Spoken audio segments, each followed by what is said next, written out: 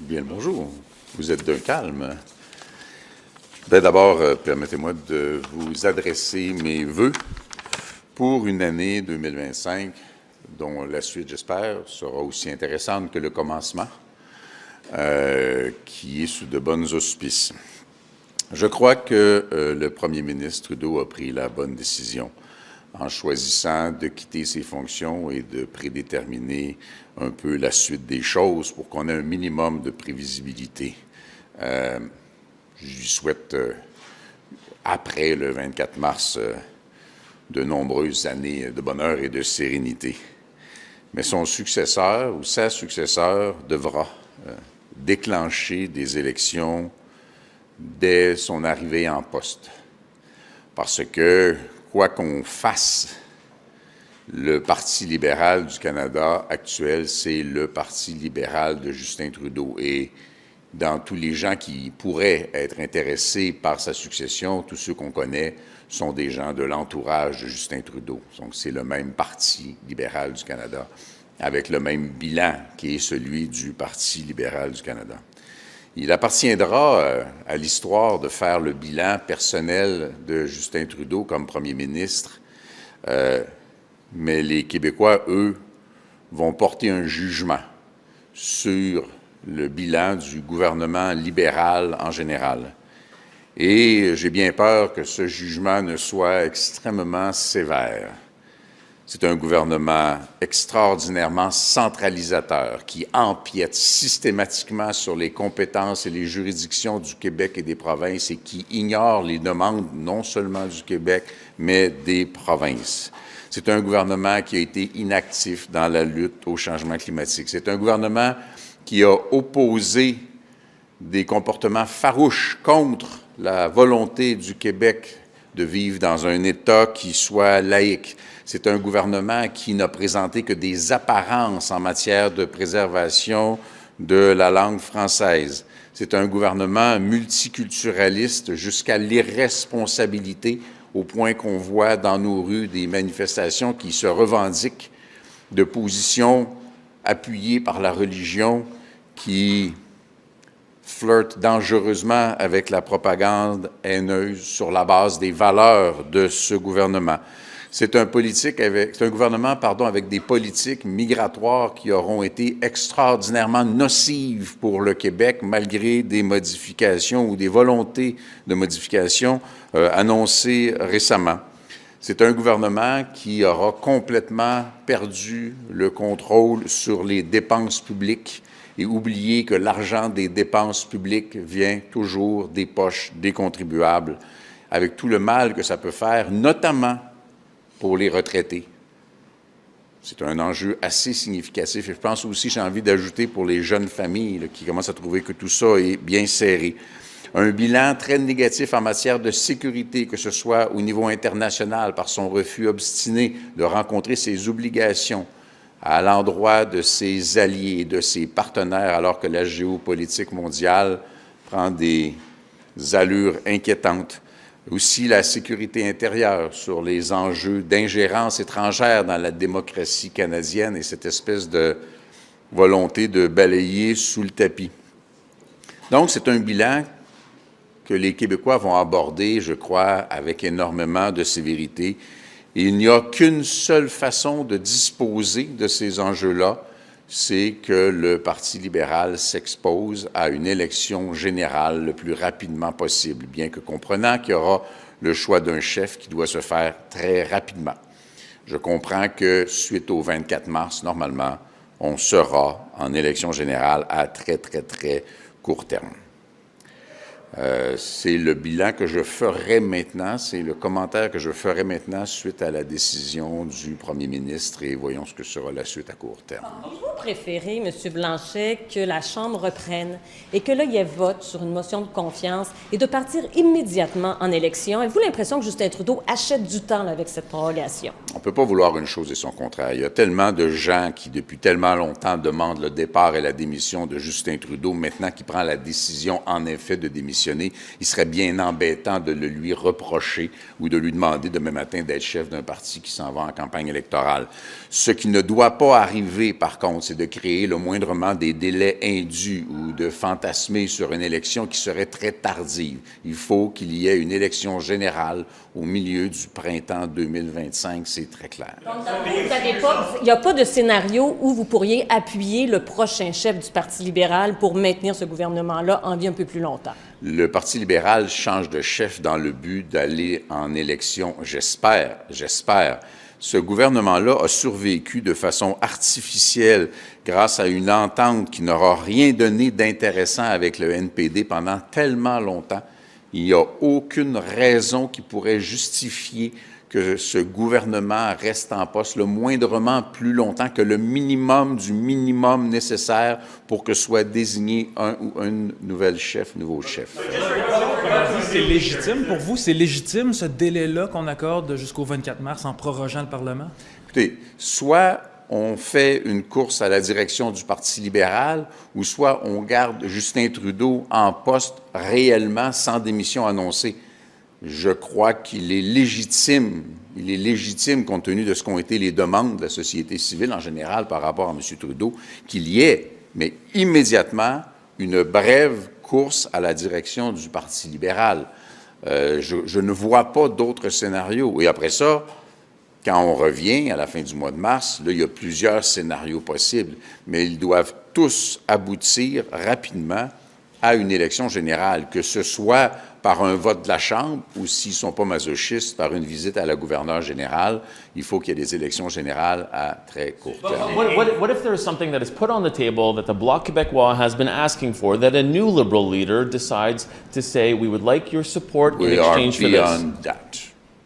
Now is time for an election which I will understand that would be held after the Liberal Party has chosen a new leader. And there's nothing else to be taken into consideration at this point. M. Trudeau a dit que son démission va baisser la température et la polarisation. Est-ce que vous êtes en accord avec ça? Est-ce que vous pensez que ça va baisser quand il parle? Je doute fortement que quoi que ce soit puisse baisser le niveau de tension qui aurait prévalu à l'intérieur du Parlement. On ne reçoit jamais la prorogation, donc la suspension des activités du Parlement pendant plus de 2 mois. Ça ne peut pas en soi être une bonne nouvelle. C'est peut-être le moindre des mots possibles, mais ce n'est pas une bonne nouvelle. Dans les prochains mois, le gouvernement du Canada va devoir commencer à composer avec l'entrée en fonction dans 2 semaines du président Donald Trump aux États-Unis, avec des menaces dont on évaluera chacun à sa façon la vraisemblance, mais la nécessité d'avoir un interlocuteur le plus rapidement possible pour faire face à l'arrivée de M. Trump, c'est un impératif qui va au-delà de toute espèce de considération partisane. Il faut que le Parlement soit reconstitué pour que quelqu'un ait un mandat pour être l'interlocuteur du gouvernement américain.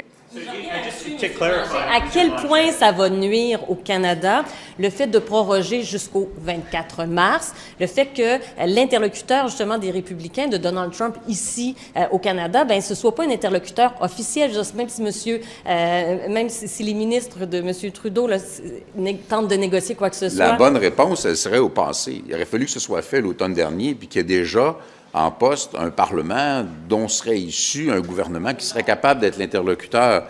Là où on est, M. Trudeau n'a plus la crédibilité pour être l'interlocuteur, donc il faut qu'il y ait un autre interlocuteur. Et oui, il y a le danger que le gouvernement canadien soit passif et très peu efficace au cours des prochaines semaines. J'ai cependant bon espoir, et j'ai bon espoir que le message se rendra aussi, que le gouvernement américain de M. Trump respectera le fait que, suite à sa propre arrivée, il n'y aura un délai que de quelques mois avant qu'un nouveau gouvernement canadien, quel qu'il soit, n'entre en poste et ne soit l'interlocuteur pour avoir les conversations prévues en termes de commerce, qui d'ailleurs ne serait prévu que pour 2026, même si on souhaite tous que ça arrive beaucoup plus tôt. Et on se rappellera les demandes du président élu des États-Unis en matière de sécurité sur l'enjeu du fentanyl et des autres drogues et l'enjeu des frontières qui devront être abordés à très court terme quand même. Vous, personnellement, avec votre parti, vous allez faire quoi d'ici le 24 mars? C'est quoi qui sera l'horaire? Je comprends bien que les 2 prochains mois et demi sont des mois préélectoraux. Je vais me comporter comme un chef de parti dans une période préélectorale, c'est-à-dire que nous allons rencontrer et compléter des consultations.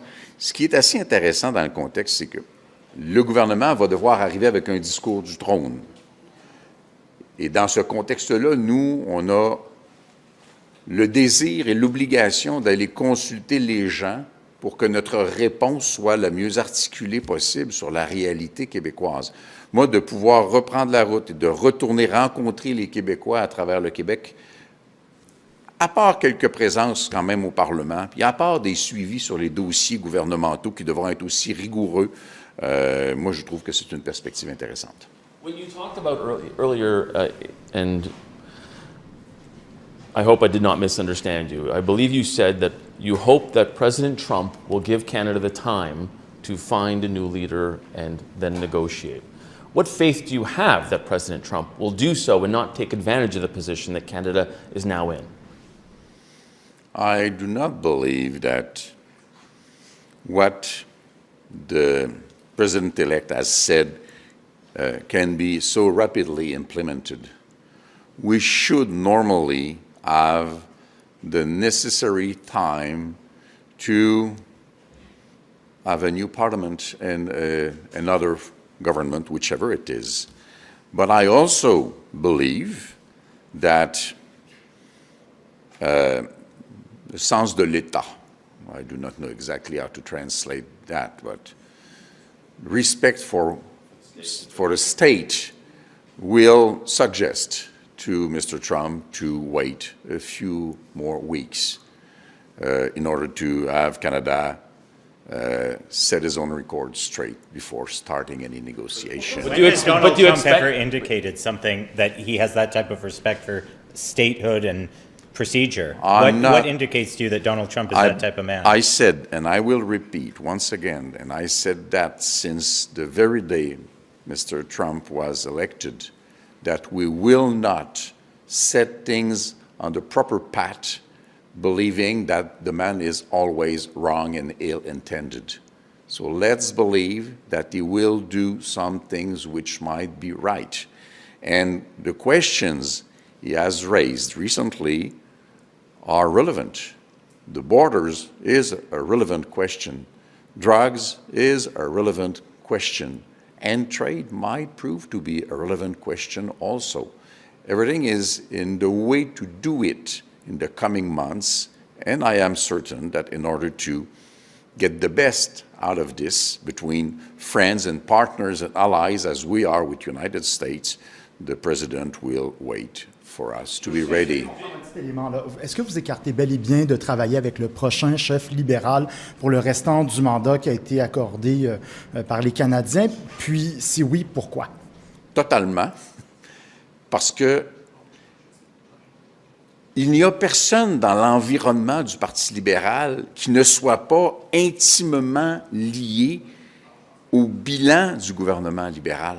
Ce n'est pas parce qu'il y a une course à la direction du Parti libéral que le catastrophique bilan de ce gouvernement-là, en particulier pour le Québec, on en parlait, langue, laïcité, valeurs, multiculturalisme, centralisation, ingérence, sécurité, c'est le même monde, c'est le même caucus, même si récemment, ils ont décidé d'avoir des remords a posteriori sur les choix d'un chef qu'ils ont quand même soutenu de façon inconditionnelle pendant des années. C'est la même organisation, les mêmes valeurs, la même idéologie. Donc, pour moi, il n'est pas question de donner quelque chance que ce soit à qui que ce soit.